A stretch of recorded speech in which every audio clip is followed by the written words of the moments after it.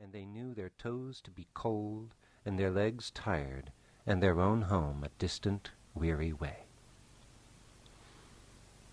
Once beyond the village, where the cottages ceased abruptly, on either side of the road they could smell through the darkness the friendly fields again, and they braced themselves for the last long stretch, the home stretch, the stretch that we know is bound to end sometime in the rattle of the door latch, the sudden firelight, and the sight of familiar things greeting us as long-absent travelers from far over sea. They plodded along steadily and silently, each of them thinking his own thoughts. The moles ran a good deal on supper, as it was pitch dark, and it was all a strange country for him, as far as he knew, and he was following obediently in the wake of the rat, leaving the guidance entirely to him. As for the rat, he was walking a little way ahead, as his habit was, his shoulders humped, his eyes fixed on the straight grey road in front of him, so he did not notice poor Mole when suddenly the summons reached him and took him like an electric shock. We others, who have long since lost the more subtle of the physical senses, have not even proper terms to express an animal's intercommunications with his surroundings, living or otherwise, and have only the word smell, for instance, to include the whole range of delicate thrills which murmur in the nose of the animal night and day, summoning, warning, inciting, repelling.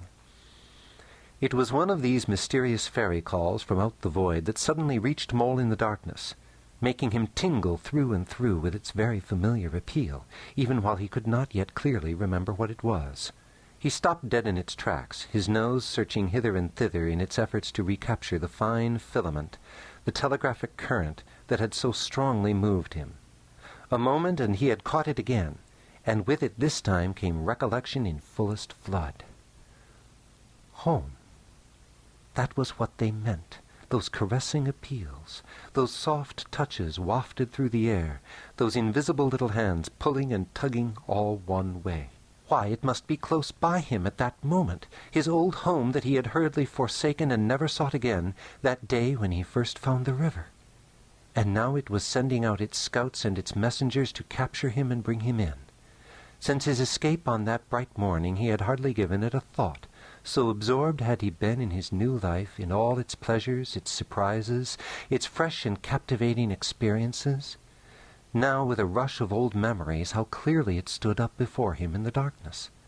Shabby indeed, and small and poorly furnished, and yet his, the home he had made for himself, the home he had been so happy to get back to after his day's work.